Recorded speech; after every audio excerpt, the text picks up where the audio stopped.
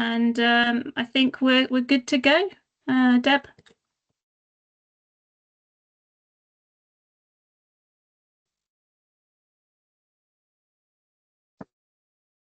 Okay, are we ready, Denise? Excellent. Thank you very much. So, good afternoon, everyone, and welcome. I'm genuinely delighted to have you with us today, whether you're joining as a colleague, a supporter, a professional, a practitioner, a commissioner, or someone simply curious to learn more about the work we do at YSS. Thank you for taking the time for being part of this conversation. I'm Deb Grantham, and I have the huge privilege of being the Chief Exec at YSS. Let me start by saying I didn't arrive here overnight. I first joined YSS back in 2003 as a frontline practitioner, and over the years I've worked as a volunteer coordinator, a manager, a team leader, and now I'm honoured to lead the organisation as CEO.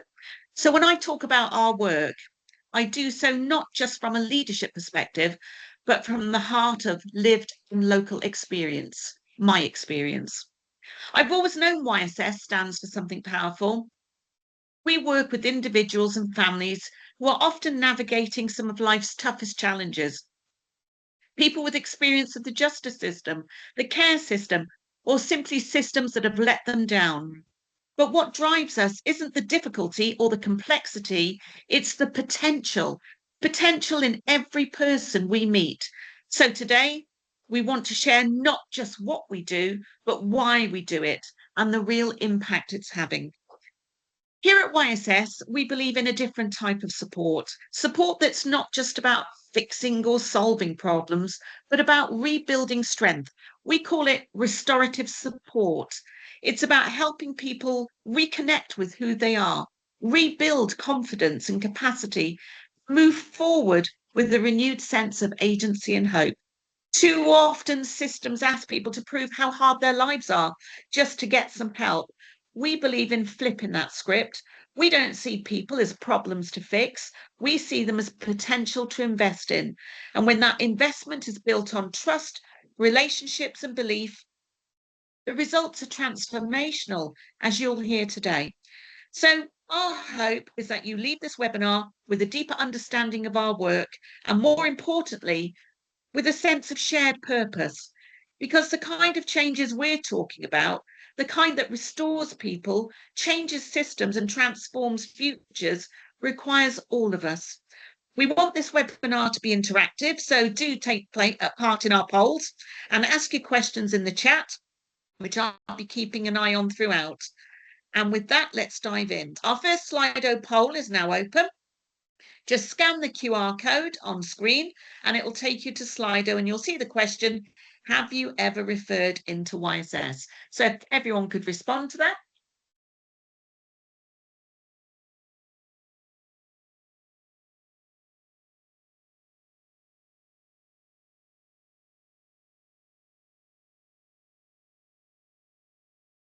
I don't know if the numbers are coming up, Denise. Let me know when we think everyone's done it.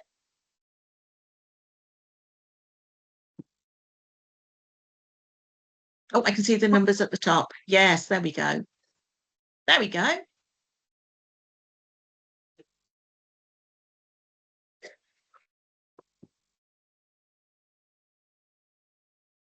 So, oh, no, and another one. Just as about to start speaking, another one pops on. Right. Are we there?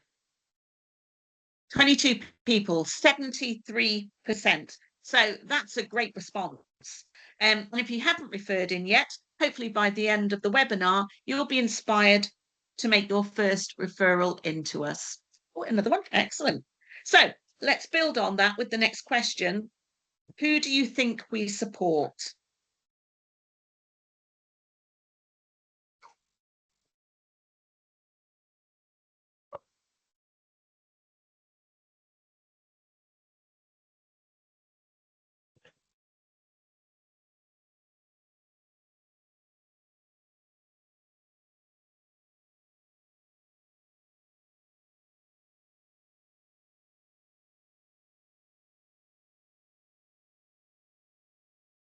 Okay.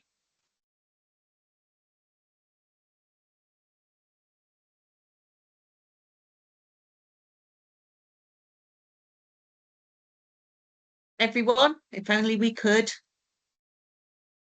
Young people and adults, vulnerable adults, women, families, male prison leavers. Yeah. So there's quite a lot there, isn't there? And that's exactly what we do. Most of them we do. Unfortunately, not everyone, much as we would like to. But I wonder, for those people who typed in their answer, has that surprised you? Breadth of people that we support. And with our services, we do try and make the criteria broad enough to get to the real people who need our support. So finally, just to round up my introduction, I just want to say how proud I am. Proud of the work we do and proud of the people at YSS who make it happen. I'm confident that over the next 90 minutes, you'll come away with a clearer picture of who accesses our service, what the gaps are, what the needs are, and most importantly, what our impact is. So to start us off, I'll hand you over to Leah. Thank you, Leah. Thank you, Deb. My name is Leah Palios-Hayden. I am Director of Services here at YSS. Just to let you know, at the end of each of our sections, there will be time for questions. Feel free to pop your questions in the chat and we'll either answer them as we go along, or Deb is ready to type and answer your questions on the chat function if it's something quick. Okay, thank you, Denise. So we are here today. This is our first ever impact webinar that we've done. We're very excited, and it's really to align with our impact report, which is due in the next few months. We've decided to do something slightly different this year. We normally do an annual report, but this year we wanted to do something a little bit more interesting and engaging, an impact report, looking at the statistics, the things that we've achieved, but also the voices of people. So the last 12 months were a massive year of change for us, not just for the service users we're supporting, but also YSS itself. We said goodbye to a couple of really big services, our targeted early help service in Shropshire, which we achieved amazing things over the years, but went back in-house, and our appropriate adult service. And we delivered that since 1999, and that was a volunteer-led service at helping young people in custody. But as charities always know, there's this change, and there was positive change. So we said hello to 3 new services: our Morse Youth Service, which you'll hear more about later, our Remand service in Hull, which I'll talk a bit about, and then Chrysalis, our women's service, which I'll talk about later. So as Deb has said in her introduction, we believe at YSS that true impact is not just about numbers. It's about the lives of people that we change, the barriers we remove, and how we can restore hope for people. And we really want to be more than a support service. We want to be transformational in how we support and help people to empower themselves, to regain control over their lives, to move forward with confidence, and to know they've got choices to shape their own future. Our vision is that we envisage a society where everyone is supported to progress and shape a life that's truly their own. And that's why today in the Impact webinar, you will hear from the people we've supported, because their voices are the most important, we feel. So what were the big numbers for the last 12 months? Well, within our YSS services, we had 632 referrals. However, we do have a very big service called Connect that we deliver for the Ministry of Justice, supporting men coming out of prison, looking for accommodation. And that's a huge service. We took 946 referrals just on that service. So 946 on there and 632 on all of our other services. So I just wanted to go through a few quick services that we haven't delved in deep today, just to give you an idea of some of the other things we do. So as I said, our Shropshire Targeted Early Help Service, we're finished in the last 12 months. It was all about early intervention. We were looking to support families and deal with challenges in Shropshire before they escalated. So it was about preventing that need for more specialist services. And over the course of the service, we supported 844 families and 2,078 children. The sorts of things we achieved are: a grieving family were helped to regain stability through the use of creative memory building exercises, significantly improving their relationships and their coping mechanisms. A disengaged child we worked with was helped to rediscover their passion for cooking, which ultimately resulted in improved school attendance, future career aspirations, and renewed family harmony. And then we also supported a young person to reduce their drug use, which led to them strengthening their family relationships and regaining focus on personal goals. And as you can see, we achieved full outcomes in 72% of cases that we successfully closed. And the service has been described as life-changing, giving them optimism for the future. Next slide, please. So Morse, our team manager Laura Fuller-Love's going to talk a bit more about that later. But again, it's been a great year on Morse. We had 53 cases closed and 42 of those had positive outcomes, with 78% of users saying they'd be very likely to recommend Morse. And we've successfully helped service users move into housing, reunite with family, overcome substance misuse, and develop self-confidence and decision-making. As you can see on the quote there, they can't begin to thank us enough for all the help and support we've given them. We've changed their life. So Connect and Remand, as I said before, is our big MOJ contract. It's a service for males who are either in custody or are currently on a community order through probation. And support is tailored to each individual to either maintain accommodation they already have or find new accommodation. And then the remand service is for those who are currently on remand in Hull, helping them to look for accommodation when they come out. So we can provide one-to-one advice, guidance and support to help them with available housing options. We can help to break down any barriers to accommodation and support them with rent deposits and rent advance schemes. And as you can see, the feedback's been wonderful. For a service that has such a high referral load, to get feedback like this is fantastic, really. You know, you've been the only person in the 5 months that I've been released that's actually listened to me. You've been really helpful. It was reassuring to know someone was fighting for me. And I could not have gotten here without you and my probation practitioner. Thank you so much. You've been amazing. And finally, for my section here, I just want to tell you a bit about Skills for Life. Skills for Life is funded by the Smallwood Trust, and it's using Barclay's Life Skills modules. It's a service where we support women around a number of different areas, things like financial responsibility, confidence, problem solving, looking for work, and sort of managing their money. And we've worked with 35 women over the last 12 months, delivering 168 sessions. So this is about not just helping women get out of debt, but also then enabling them to plan for positive futures so that it doesn't happen again. So it's that empowering them to stand on their own. And as you can see, this feedback here from a service user, they found themselves in a bit of a debt loop. It wasn't until they started working with us that they started to realise the triggers for their debt. We were able to give them a Smallwood grant to help them pay off their debt, but then by doing the life skills modules with them, they were able to feel more confident about their financial situation in the future. So that was a quick whirlwind overview of what our impact report is going to show. In the next couple of months, we hope to get that out to you and you know, to share more of the amazing work that we do. But now we're going to do a bit more of an in-depth dive into some of our services, starting with Morse Youth. So over to you, Elaine. Thanks, Leah. Hello, my name is Elaine, and I am here to provide you with information about Morse Youth. So I oversee Worcester and Hereford areas, and my colleague Lisa manages Shropshire, Telford and Wrekin. So what is Morse Youth? It's a 12-week behaviour modification programme for young individuals aged 12 to 17. It targets those who have committed driving offences. So why is this important? Well, it's a targeted approach. So by concentrating on this age group, we can address behaviours early and help prevent future offending. It offers a supportive environment, which is essential for these young individuals to feel understood and supported. It also impacts on the community. So it's not just assisting the individuals, we also want to create a positive impact within their communities. We are an exciting new pilot programme we only launched in December last year, and it represents a collaborative effort with the Youth Justice Service throughout West Mercia. We all work together to best support the young person. It's a child-first approach. We see the whole child.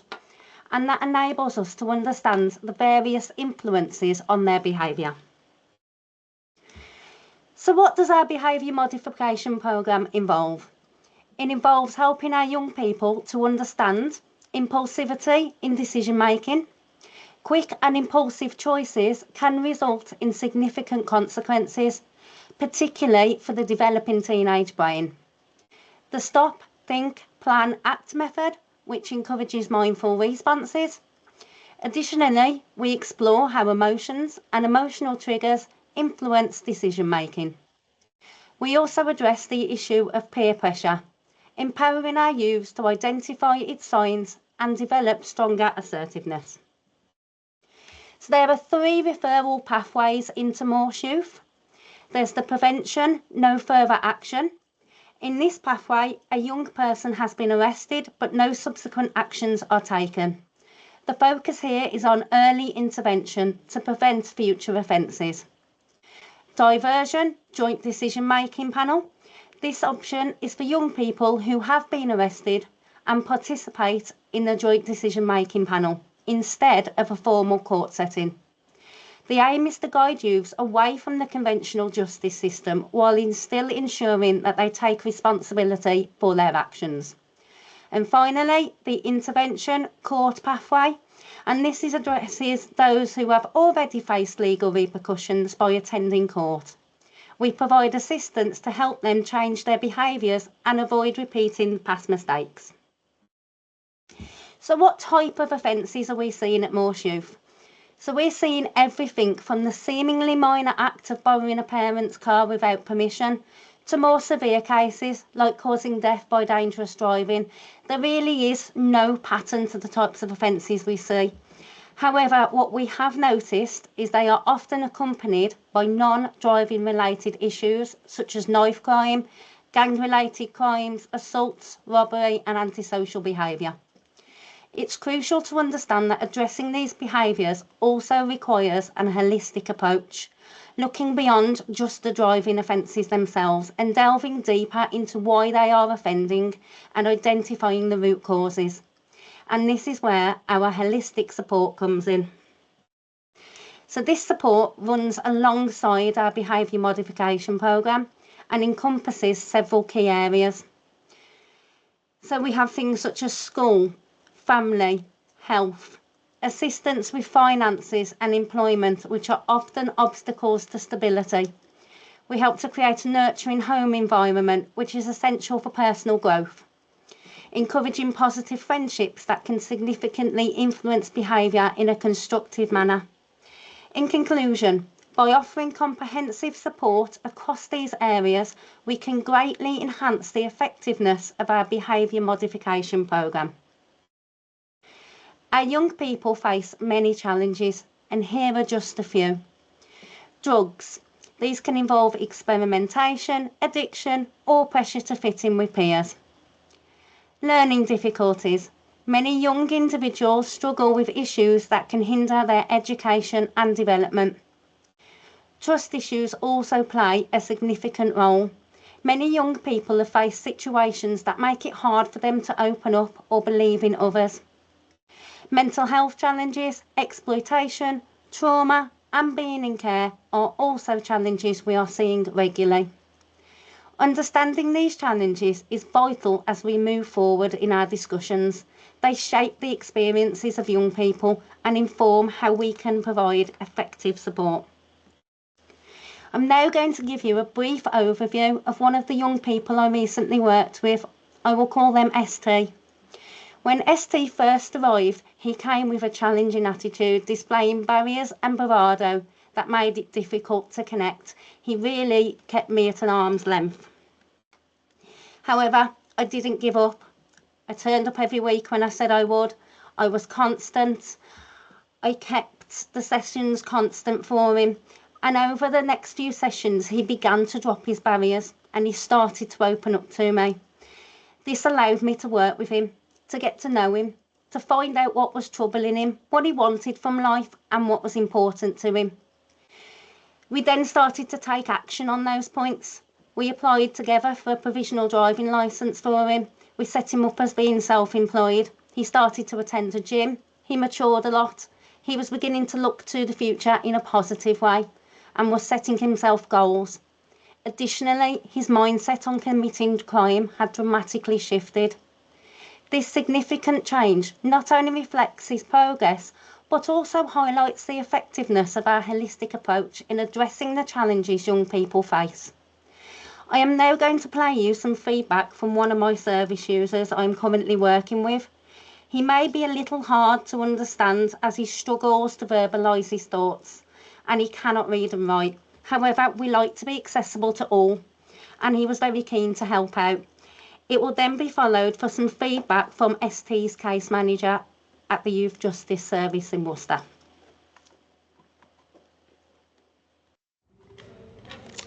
So, can you tell me, how did you come to be supported by Morse Youth? I got referred from a youth justice service and it helped me a lot. She asked me to do it. What sort of offences were you referred to me for? Driving offences. Okay. What did you know about the service before you started? Nothing at all. So you hadn't really heard of Morse before? Never. Okay. How have you found the sessions? Very good, helpful. Okay. And understanding. Would you say it's helped you understand decision making? Yeah, it helps me and I ask other people's opinions and I overthink it myself to realise what ways to do it. Okay. Were they what you expected them to be, the sessions? No, I didn't. Okay, what did you expect the sessions to be like? It's going to be a boring thing like the other things, but it helped me rehabilitate with the ways. Okay, so have they been boring, do you think? No, they haven't. No? What have they been like? Have they been fun? Have they been engaging? Engaging, all that helped me the ways, shows me little spots, this way goes that way and this way goes the other ways. And okay. Shows me. So it's given you a bit of a sense of direction? Yes, it did. Okay. What have you found useful about the support? It learned me the ways, it helps me. I really look at everything. Okay, so it's getting you to look at things from a different perspective. Yeah, okay, interesting. How has it helped you with your decision making? Helped me a lot, decision making, more and all the times. Okay, do you still make quick, impulsive decisions? No, I've calmed down with them ways. It helps me. Okay, so when you make a decision now, do you think first before making the decision? Before you go? I just think slowly and helps prove the ways. Okay. And the longer it takes, the longer you can think of and realise. Yeah. There's always twice places to do. Okay. You can stop, or you can carry on. You can go to the bad route or do a good route. Okay, so you stop yourself from making quick decisions now, and you take your time. You're slowing it down, and you're thinking before you make a decision. Yes. Okay. Would you recommend the service? Yeah, 100%. Okay. Is there anything you think we could improve? No, there ain't. Okay, that's everything. Thank you very much for your time. That's okay.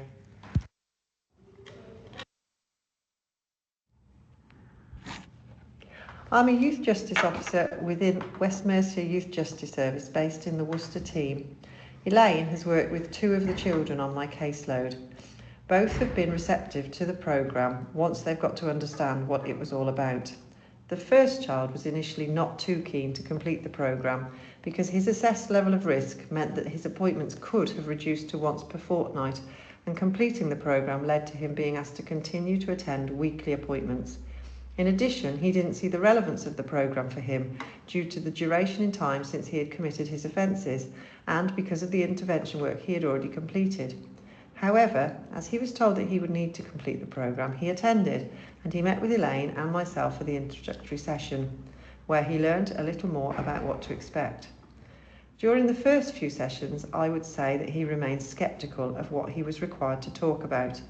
as he had been throughout his order with all other elements of his plan. And whilst he attended and engaged, he kept his engagement to a minimum, with a tendency to test out by making remarks to Elaine to see what reaction he would get. However, as he and Elaine got accustomed to each other, the sessions became fuller and engagement became very good. Elaine regularly gave positive feedback about his attitude and responses within sessions, and it has been evident to me that he has enjoyed the sessions as he has stayed for the full duration and has arrived promptly or early, and has always been in a good frame of mind on arrival and when he has left. He rarely gives good feedback when asked, and so these behaviours are all good indicators of how he has found the programme. In addition, I understand from Elaine that he has made a comment to her about a piece of advice she gave about how to treat others, which he told her he would never forget and had been very useful to him. I have never known him to give such good feedback previously. I've been really happy with the approach that Elaine has taken with this child, and I believe that he has benefited from completing the programme. I would suggest that as a consequence of completing the programme, there have been improvements in his thinking and behaviour, decision making and social skills. The second child is still in the process of completing the programme. So far, he has told us that he is learning to be less impulsive and to think more about the decisions that he makes.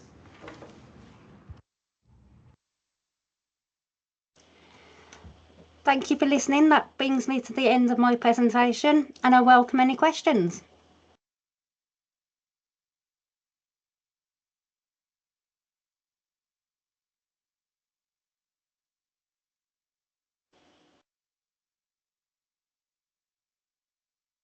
You're obviously too good, Elaine. I obviously am, yeah.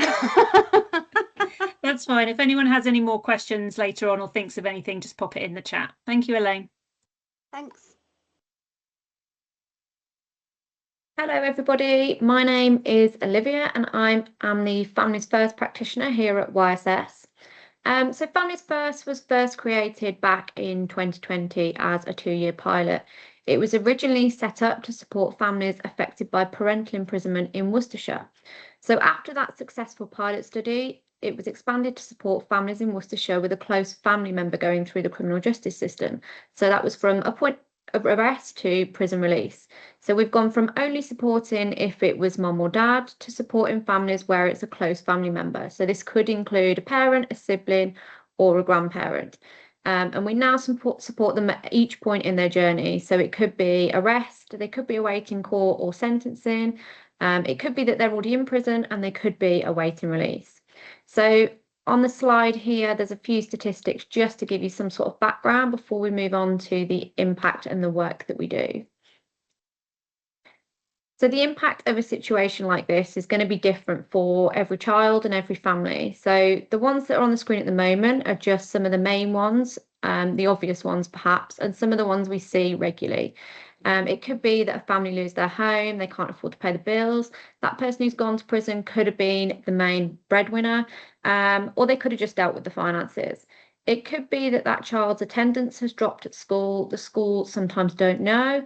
The family quite often don't understand the criminal justice system and aren't aware of what they're entitled to whilst they're on that journey. So where does Families First fit into all of this? Our support is very holistic and broad and often completely depends on what that family and children need from us. So a little bit about the process. We receive a referral, we go out and complete an initial assessment, and then we put together a tailored support plan for the children and the family. The support for children often takes place in school, and we tend to support them for 2 to 3 months, often every 2 weeks. However, this depends on the case. Quite often we support them for much longer than 2 to 3 months. So we could support with telling the children, it could be that we support with visits to the prison, it could be that we support with finding out what benefits that family are entitled to. So the list goes on. So our referral criteria, the family must reside in Worcestershire. So at the moment, I'm the only practitioner on the service, but I know we're always looking to expand elsewhere, as we have had some questions before as to what kind of services are available in other places. So anybody can refer into Families First, professionals, schools, and we even accept self-referrals. So I have popped the referral link on that page as well. So this is some of the work we've done with a young person recently. This one here was completed for an event that we've held. So in this poster in particular, this young person has, I know you can't see that very well, but they've actually described the difference between two prisons. So Dad has been moved around quite a lot, and she's able to say which one she prefers, which is quite impactful. So this one's more of an information poster for other children and young people that might have been impacted by the criminal justice system. On this one, they've outlined what you can do, such as ringing the person in prison and writing them letters, and also what they've done with their worker. So we've got a testimony here from a young person who I've been working with for nearly a year now. This is about my journey of my dad being in and out of prison. When my dad went to prison, it was scary. I didn't know what was going on or what was going to happen. Before I had support from Families First, I was missing quite a few days off school and was struggling with my anxiety. The sessions with Olivia are made to be what I need. During my sessions with Olivia, we have done things such as looking at prisons, the criminal justice system, and why people go to prison. We have also looked at healthy relationships, vaping, and how I can keep myself safe. We also made a worry bag which I could fill with all my worries and then throw it away if I wanted to. Now I am having support. I have only had a few days off with sickness since the middle of February. I am now able to see positive and negative behaviour in my relationships. I understand why my dad went to prison and the journey that he has been on. I have had previous support and nothing has really stuck. I enjoy my sessions with Olivia. I look forward to them and I have learned a lot about myself. I've learned not to shut people out and how to talk to them. I still sometimes take my emotions out on people, but I'm learning how to control them better. At the start of the support, I didn't know how to handle everything, but I can now see how far I've come. Things aren't perfect, but I'm learning, and now I am in school more often. My behaviour is improving. Olivia has had a great impact on me, and I want to say thank you to Families First and Olivia for helping me throughout this journey. So through our Smallwood Fund at YSS, we've been able to use it in a variety of ways on Families First. So we've been able to pay for a storage facility for when one of our families and one of our women and her children were evicted from their home. We've more recently paid for counsellor sessions, bought a family a new sofa, and recently paid for a young person's Year 11 prom ticket and suit. So here we've got two bits of feedback for Families First. On the left, the feedback is from a professional from Onside, and on the right, it's from a family that we've supported recently. So I'll give you a few moments to read through that.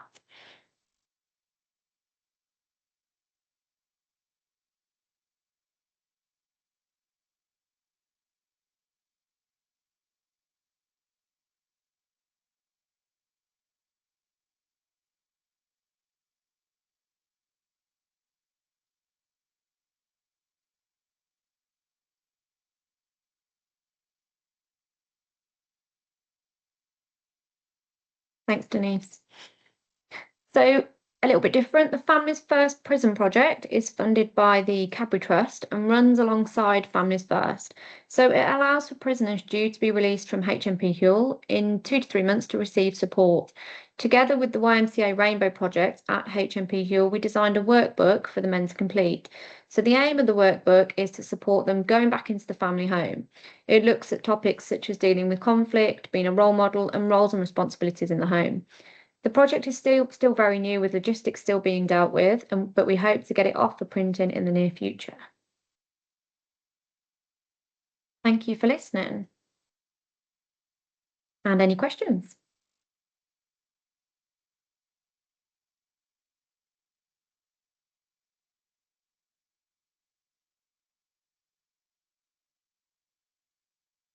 No, doesn't look like it.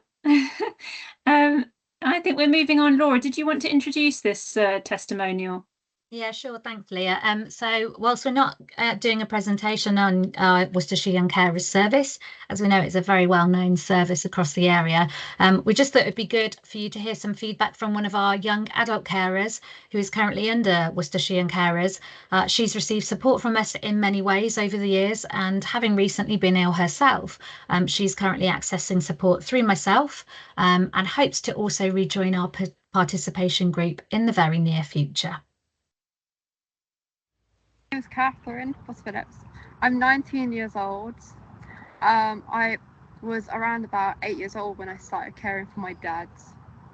And what was it that you were caring for your dad for? He become disabled and he's had like major problems with neurological problems because he had no nerves from down below, and also he's got a lot of other issues mentally and physically. So is it just you that cares for your dad, or is there someone else as well that cares for your dad? Me and Mom both share the responsibility of caring for Dad, because the fact was at the time I was a lot more healthier, a lot more physically fit to do things, and she would need that extra pair of hands. And you say you've been a young carer for how many years? Around about 11 years, give or take, depending on time frames. Okay. But yeah. And how did you come about being referred into the Worcestershire Young Carers? It was from my GP, who realised I had anxiety-induced stress, which caused chest pain and palpitations in the heart. Feeling. And was that because you'd just get worried about Dad and obviously his condition and that care that you were doing as well? I think it definitely was stemmed down to the fact that he was like quite ill, and he actually just became even more iller, and that he was given like a terminal type of time at the time. I'm with you. Okay. Luckily he's now actually progressively gone on about 10 years later. So when you were referred into Young Carers, did you have any knowledge of the service? What did you expect from the service? I had no knowledge prior to the whole referral. I had no Scooby-Doo what Young Carers meant, what it actually meant, and then also I had no expectations, because the fact was I didn't actually know what you guys were. So what happened when you got referred into the service? Can you remember? We went through a process where it was assessment to find out what the needs were, and then basically they gave me support one-on-one and also with group stuff. And there was a lot of like groups where we'd meet up once a month to go and just chill and be kids. So like you got the opportunity to meet other young carers? Yes, but at the time I didn't really think about it as young carers. I just thought, oh, there are new people I can meet and explore new like avenues and stuff. What are the positives for you? Like what's Young Carers helped you do? I've gained more confidence, and I've kind of like just grown in myself, and everyone can see that, because I was very shy and timid, and I did not want to like kind of engage much when I was quite young. So yeah. Do you think, has it given you sort of a platform to be able to speak about being a young carer as well? It's given me a voice that I never had before, so it meant that I could engage in conversations and they would understand without the judgment and without the possibility of throwing a wobble if I had like a little rant or event, because the day was a bit hard. So yeah. So that ultimately, I suppose it was a safe space where you weren't feeling judged. Is that fair to say? That is very fair to say, because that was exactly what happened there. Good. And you've been involved in the participation group in the past, haven't you? What are tell me some of the things that you've done with participation. We organised a meet up where like we talked to other volunteers and organisations about what it is to be a young carer. We've also given our voices over to a lot of people, and it's just been actually quite a fun time. Networking kind of areas, because I could speak to these other organisations who could give me advice and a bit of guidance along the way. Brilliant, that's really positive to hear. I have also become a volunteer for Young Carers, so I'm now helping out with some activities and just enjoying, but also maybe possibly go back to the participation group. Because you've obviously recently faced your own health issues, haven't you? I have indeed. I've had some extremely challenging battles recently with my own health. They've deteriorated over time. Do you think maybe your involvement with young carers over the years has almost made you be able to cope with that slightly better as well? I mean, nobody enjoys being diagnosed with something, but do you think it's helped you cope a bit better? They've given me a purpose and they've given me the coping mechanisms to help with trying to manage these type of challenges. So I think it's important to have somebody else, like I guess young carers and the key workers that are within the service, that you know you can reach out to people there, can't you?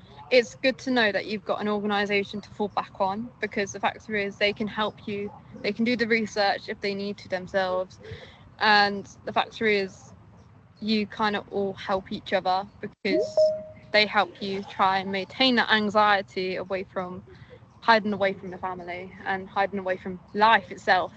I certainly have made some really nice long friends, lifelong friends, especially in particular, like some of the people that I have met, they have actually been such an inspiration because they just get up and they get on with their day and it's like nothing has even happened, and they have to face the battles of whatever's going on behind that closed door, because you never know what is going on with that closed door, and they could be dealing with mental health issues themselves and you would not know because they put on that front.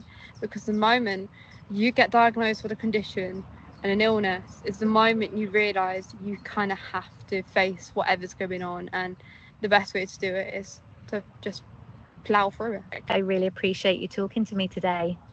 Thank you.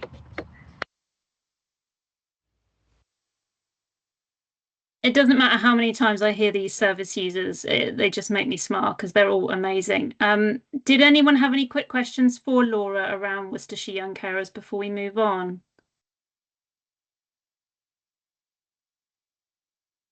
No? Okay, good stuff. So moving on to our Chrysalis service now. This is one of our services for women. Chrysalis is funded by the Smallwood Trust, and it works across, we work across the whole of the West Mercia region, which is Worcestershire, Herefordshire, Shropshire and Telford. And Chrysalis is a service that's designed and run by women for women and their families. We really understand at YSS the complexities and the disadvantages that women face, and we really want to work on this project to ensure that they don't have to face them alone. The aim of Chrysalis is to facilitate an environment where women are feeling prioritised, safe and validated to explore their own needs and goals, and basically to be empowered to take ownership of those goals. And it's a holistic service that focuses on the individual needs of each woman, so it can vary very much depending on what they need for us.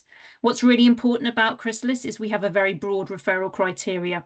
So we want to ensure that we can support as many women as possible who otherwise might fall outside the remit of other services. So where do our referrals come from currently? Well, because we've got quite a broad referral criteria, it's quite a diverse number of referrers. We get referrals from children's services and social services. So this tends to be situations where women are involved in a children in need or child protection plan. They have lots of professionals around them that are focused on that child, but they don't have anyone for them who's like an independent professional who can support them. So we tend to get a lot of referrals there.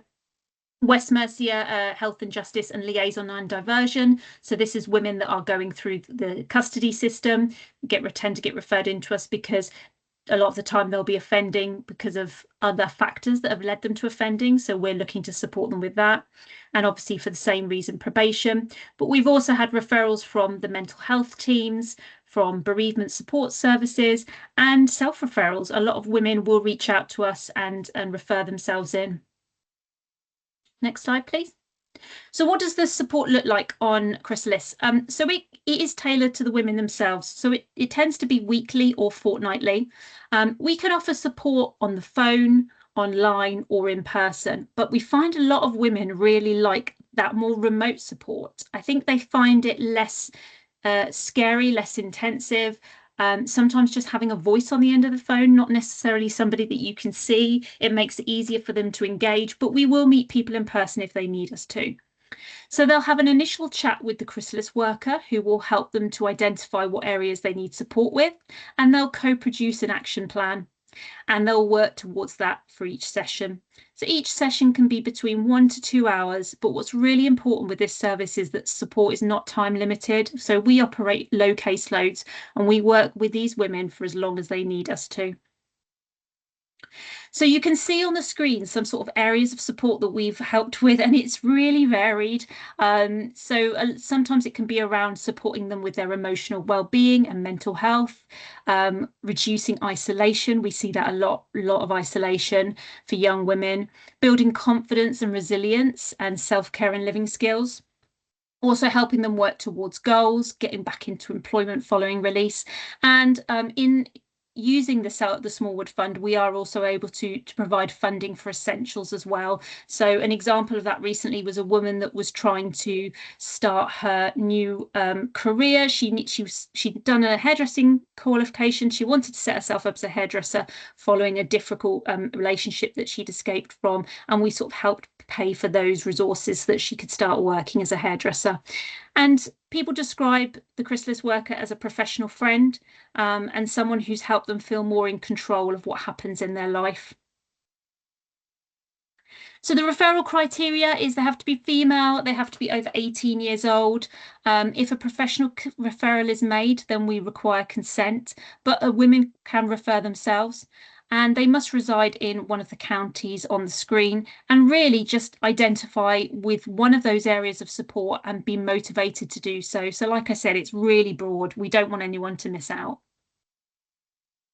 So just want to quickly talk you through a case study. I'm going to refer to her as T. She was referred into chrysalis by Herefordshire Children's Services. She was 19 and she'd recently had a baby and had a 3-year-old son who unfortunately was not in her care, and she'd previously been addicted to cannabis. Children's Services really wanted her to have that independent professional who could give her advice and give her confidence to speak up. She was very lonely. She just moved into a 1-bedroom flat and her son was with her dad, so she only saw him at contact centres. She had severe rent arrears, severe utility bill debts, and she was struggling with anxiety and depression. So what did we do on Chrysalis? Well, we first of all supported her with some access of funding to pay off some of those debts, just to take the pressure off. We then started to work with her on budgeting and managing debt and helped her look for and apply for jobs. So we went through CVs and interview advice, and we wrote a character reference for her. We helped her build her confidence and self-esteem and set goals and started to connect her in with local groups. She was actually successful in getting a part-time role and was able to afford a bike to cycle to this new job. And she'd started to make some really positive friendships. And as all of this happened in her life, her father started to see how much hard work she was putting into improving things. So her relationship with him improved. She started to see her son in the community, spent more weekends with her dad, and her mental well-being and confidence improved. And on the screen here is just some more feedback from other service users, referring to Chrysalis and YSS as the most supportive talking service they've ever experienced, feeling stronger and able to stand on their own 2 feet, and then having confidence grown and feeling better able to cope with life and what it throws at them. And now we're going to hear from a really inspirational service user that we've supported on Chrysalis. Her name is Claire, and she's going to tell you her story. Hi, my name's Claire Gibbons.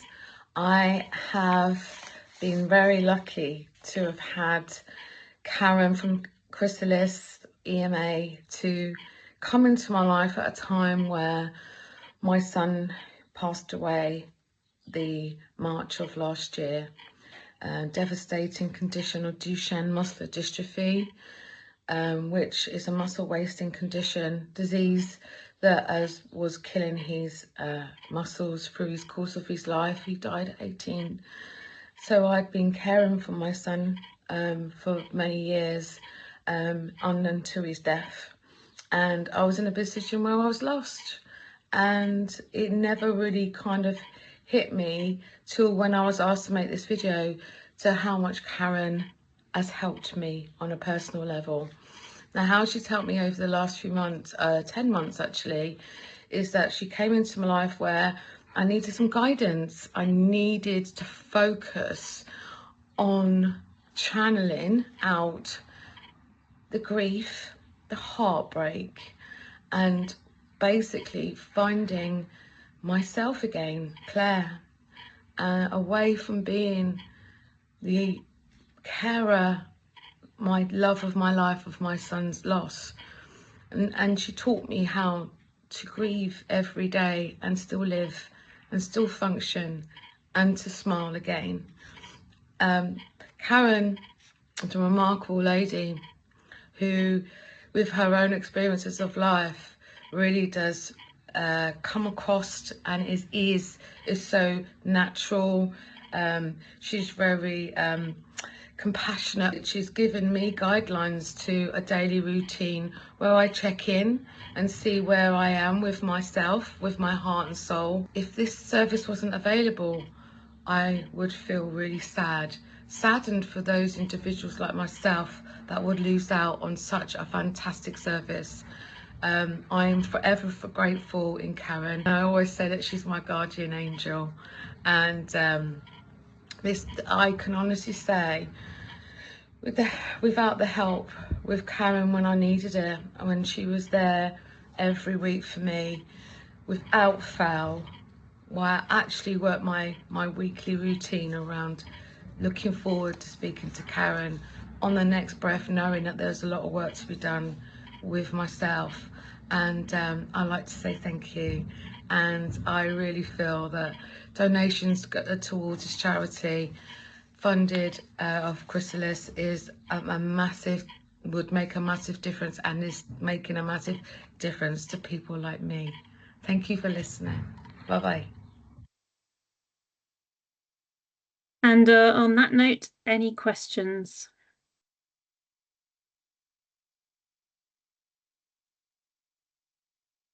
No, thank you. Moving on, Laura to Morse. Good afternoon, everyone, and thanks for being here today. My name is Laura Fullylove, and I'm one of the team managers at YSS, looking after Morse, Worcestershire Young Carers, Remember Veterans, and Veterans Families First. Today, I'm pleased to introduce to you our Morse Safer Driver presentation, designed to support safer driving practices and reducing the risks on the road. So Morse is a safer driver programme that helps individuals that have been arrested, or those serving a probation order, or even those that have self-referred into the service and simply need support with their driving decisions. We're fortunate enough to have received funding for another year from the Police Crime Commissioner, John Campion. So the team consists of myself as a part-time team manager, Maria Williams and Denise Williams as full-time Morse Safer Driver practitioners, Karen Swan as a part-time Safer Driver practitioner, and we've recently recruited Elaine Stewart as a part-time practitioner starting in July 2025. We also have Evie Billingsley, who is from Worcester University, carrying out placement hours as part of her criminology master's degree, 2 days per week. So what is Morse? Well, it's a collaborative partnership between YSS, West Mercia, Herefordshire, Worcestershire and Shropshire Fire and Rescue Services. It's part of an initiative and behaviour change programme developed alongside Ian Edwards, a highly experienced road safety consultant with over 20 years of expertise in the field. Ian played a key role in the Morse initiative, which focuses on improving road safety and reducing those dangerous driving behaviours. Now, we all know that Morse isn't just about that driving isn't just about getting from point A to point B. It's about responsibility, awareness, and making smart decisions that protect both ourselves and others. Today, we'll look at some of the approaches we use in the service to help improve driving habits, navigate challenges and changes, and reducing the likelihood of accidents on the road, and therefore reducing the impact on our victims.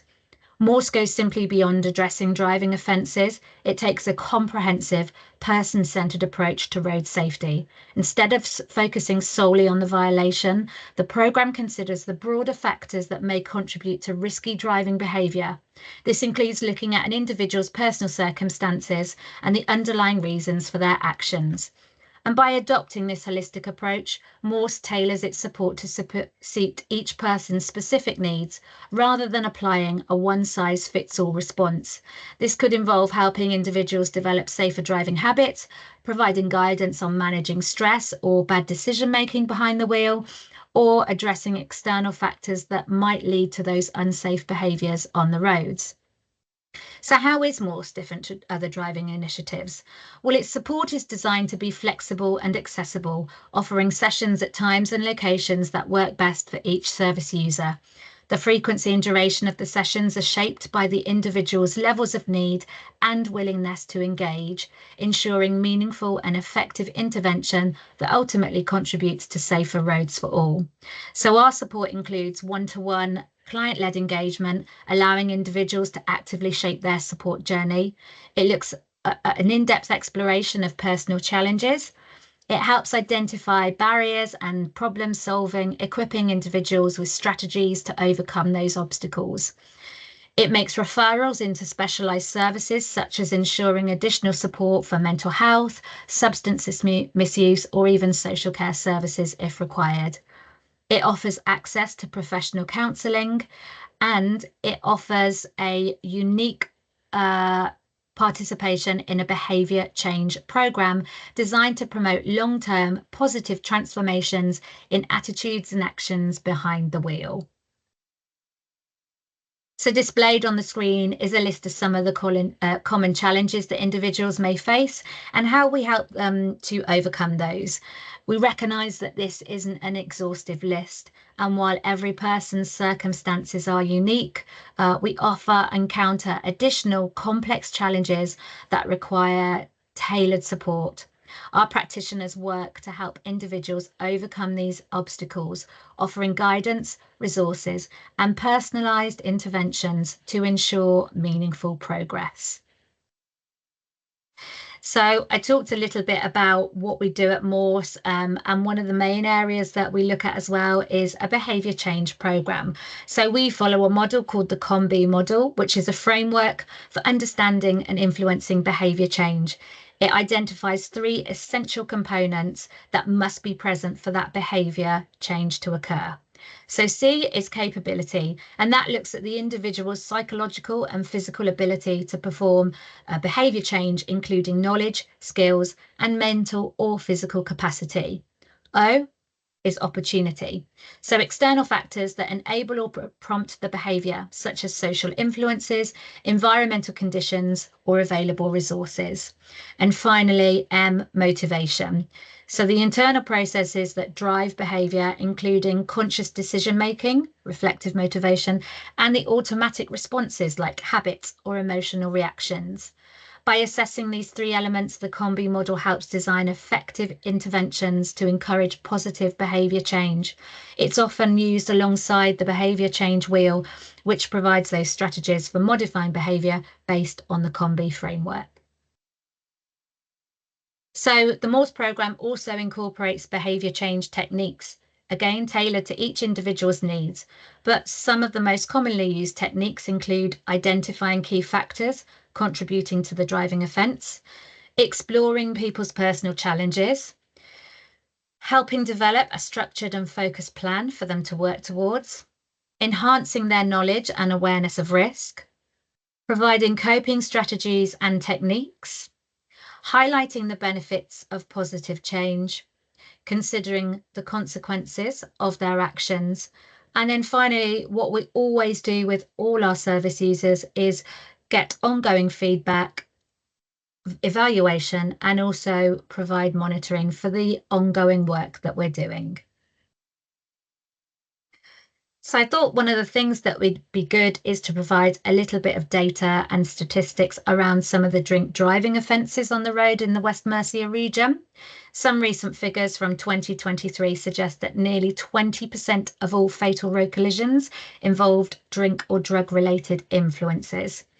In December 2024 alone, there were nearly 280 arrests across West Mercia for drink driving and drug offences. So as I mentioned at the beginning of my presentation, Morse is a really successful partnership programme working collaboratively across the region. And it's because of these strong relationships that we continue to have high numbers of referrals and engagement for this in-demand service. While it is consent driven, the support and the impact it has continues its longevity and success. So referrals into our service like quite a few of the services that we offer, can be self-made, so they can be self-referrals. However, our referrals predominantly come from three main routes, which is the police, liaison and diversion, and probation. Plus, we do get referrals from other professionals, agencies, and support services. So I've put a case study on this presentation, which you will be able to read in depth once you receive the slides at the end of the event. But I just thought I'd give you a little insight into this case study. So Jay was referred into the Morse project at YSS in September 2024, following a second arrest for drug driving within 3 weeks. At the time of the referral, Jay was in the pre-contemplation stage of change, showing limited readiness to engage in support, despite verbally expressing a desire for help during the phone calls. His engagement with the service was sporadic and inconsistent, reaching a point where closure of the referral was considered due to that lack of contact. However, in late October 2024, Jay experienced a significant turning point. He reached out via a message stating simply that he'd hit rock bottom. By this time, he'd lost his job, his relationship had broken down, and he'd become homeless with no family or friends to turn to. That night, he was forced to sleep on a bench due to the unavailability of the local council's homeless outreach team. The following day, YSS staff supported him to secure emergency temporary accommodation, ensuring that Jay had somewhere safe and warm to stay. Through the consistent support and belief from YSS staff, and more importantly, his own resilience and determination, Jay began to show a significant transformation in his outlook and behaviour, which strengthened his connection not only with his children, but also with his siblings. It meant that he was able to take a meaningful step towards employment and mentoring himself, and develop strategies for a safer, more responsible living. YSS's role in Jay's recovery has been to empower, not to enable, encouraging him to take ownership of his decisions, whilst providing the guidance and resources he needed to make those positive changes. Jay now describes himself as no longer the person that he used to be, and his journey on Morse serves as an example of how timely support, combined with personal resolve, can lead to lasting change. So next, you're going to hear some feedback from another of our service users and the impact the programme and support from her key worker, Maria, has had on her. But the police asked me, do you want some help? I was like, no. I said, I'm trying to sort out myself. They said, well, if you don't accept some help, there's gonna be a lot of trouble. So, but I'm glad I did accept it. But they're here to help me. And my life turned around, educating me what I was doing was wrong. That? What was it? What was you doing? Taking cannabis and driving and drinking too much. Yeah. Although I thought I was all right because I weren't doing it throughout the day. Yeah. But I knew that I would have been well over the limit the next morning, and cannabis would have been in my system for a month. We didn't know that at the time, though, did you? Well, no. No. But why? I'm 41 years old. I was smoking it since I was 16. Yeah. Nobody's. But now we've told you. What difference has that made? I'm glad it's woke me up to what could have happened and how things could have been. Mm. I've been lucky. Mm. I look back and think, how on earth have I been doing that for so long? Mm. So what changes have you made? Don't smoke cannabis. Don't even think about it. Not at all? No. And how long have you been doing that since you were 16 and now you're 41? Now I'm 42. Oh my 42. God, I'm 42. But I think it's because I've been educated as a consequence. When we first met, you were saying that, you know, you were a really nervous person, you weren't going out. No. You were, you know, not seeing people, you were refusing invitations to go places. And you didn't sort of recognise it as maybe a level of anxiety. You kind of, it was just the way you were. But now you describe yourself as a different person, and what sort of things do you do differently now? Less alcohol, no cannabis. Yeah. I've actually got a voice now with the school. Yeah. You've made me stronger. Because all I did was cry. and say, I can't take this no more, I can't take it. Well, I know what I need to do now, my next step. But you've directed me. I've got in my mind now, I know where to go and who to see. Yeah. Rather than I felt sat there like going round and round in circles. Yeah, yeah. But now I know who to go and see. It's like the same with alcohol or cannabis. So what have we done today? Trying to do emails as well. So when we first met, we weren't doing video calling, we weren't using WhatsApp. I weren't even answering the phone to friends. You weren't answering the phone to I friends. used to look at it and shake.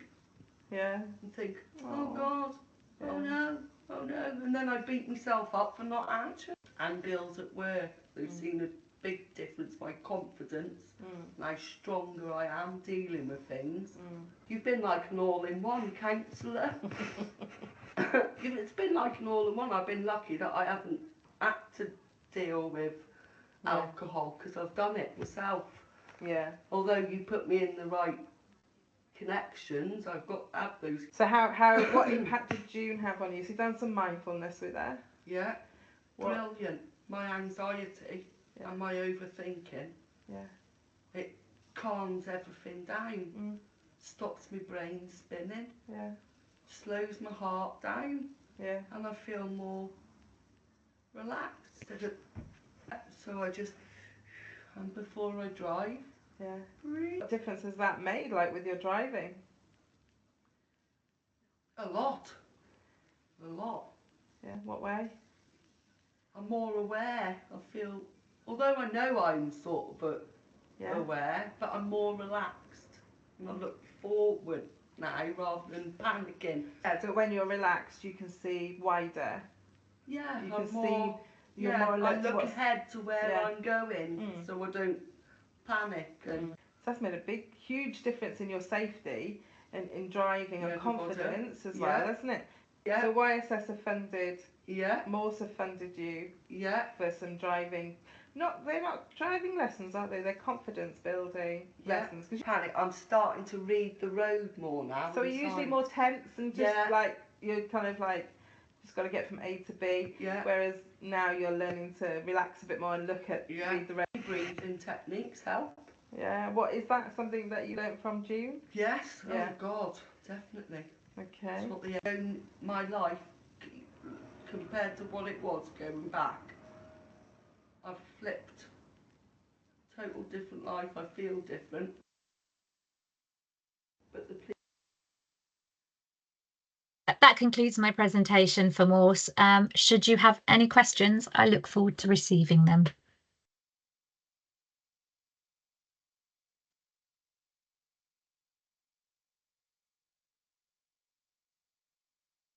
No?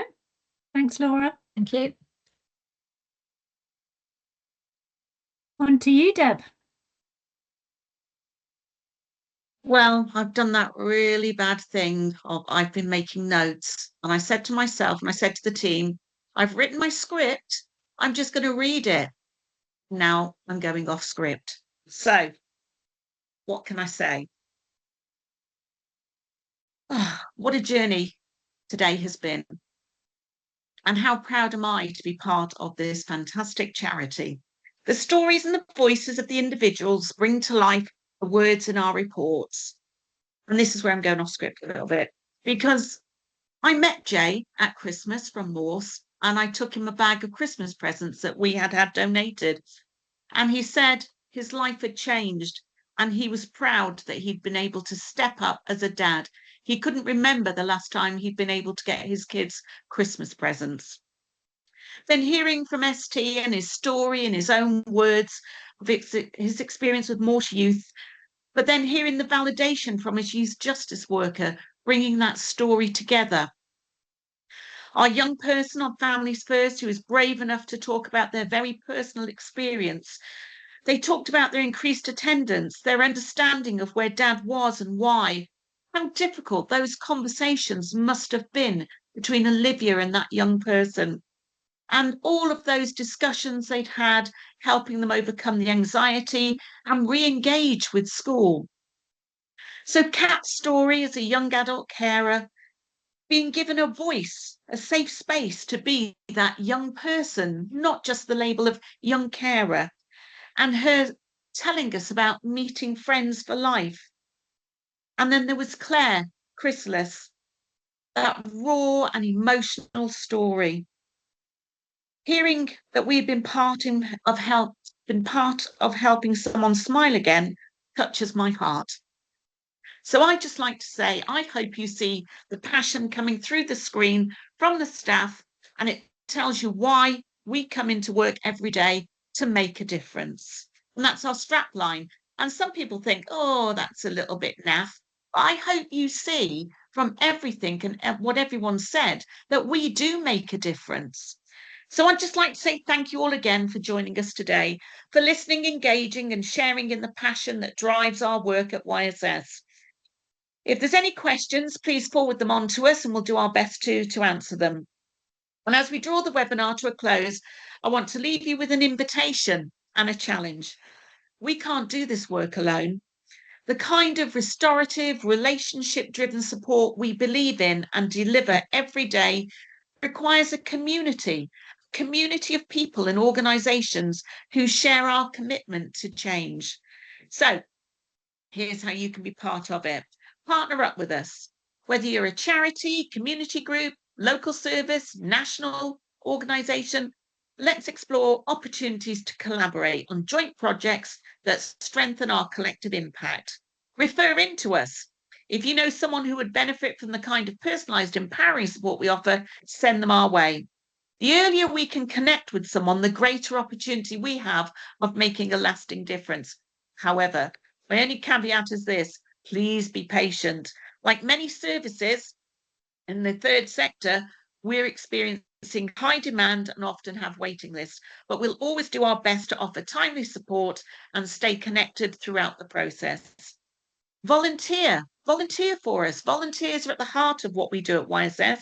If you've got time, skills, lived or local experience you'd like to offer, we'd welcome you to our team. Support us as a corporate partner. Recommend us to corporate partners that you know. Use your networks. Explain to them what we do at YSS and that we can have conversations and build meaningful partnerships that benefit the organisation, but the communities that organisation is in. And finally, it's always going to happen, isn't it? Fund our work.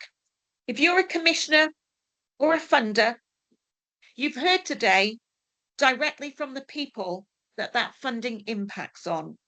And we invite you to back a model of support that just doesn't respond to need, but builds futures.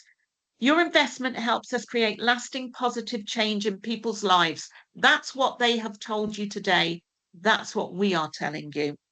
So we know that when people are believed in, they begin to believe in themselves. And when systems work with people, around them or against them, transformation is possible. So let's stay connected. Let's learn from one another and let's build a network of belief around the people that need it most. So Denise, I think we have one final poll to complete. How would you describe today's event in one word?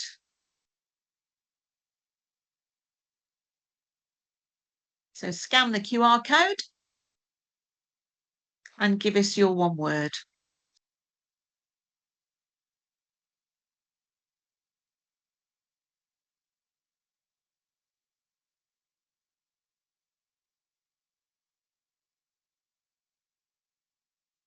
We'll be sending the slides out to people, and we'll also be having a feedback survey. As we mentioned right at the beginning, this is our first webinar as a whole organisation like this. So we know that potentially there's bits that we need to tighten up on or expand on, so we welcome any feedback.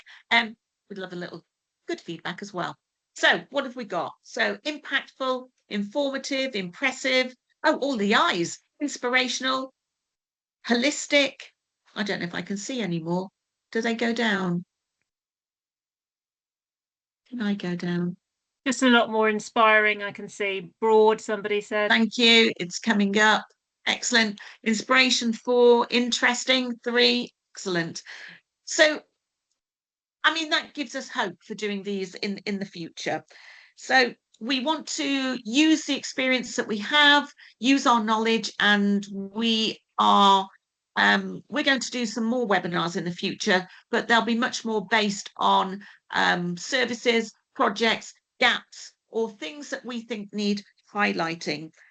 So, there's a bit of paper now. So our final contact will give you, our final slide will give you our contact details so that you can keep in contact with us. And all we wish is that you have the most wonderful day. And thank you for joining us today from all the team. Thank you very much.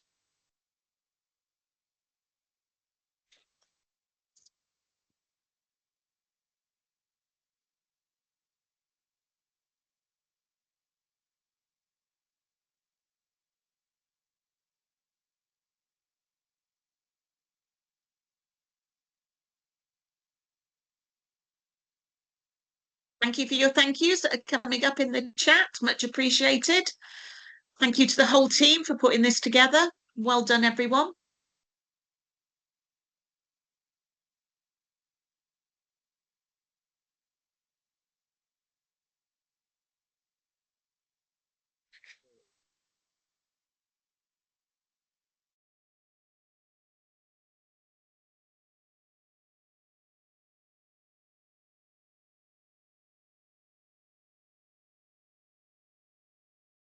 I'll just stop recording.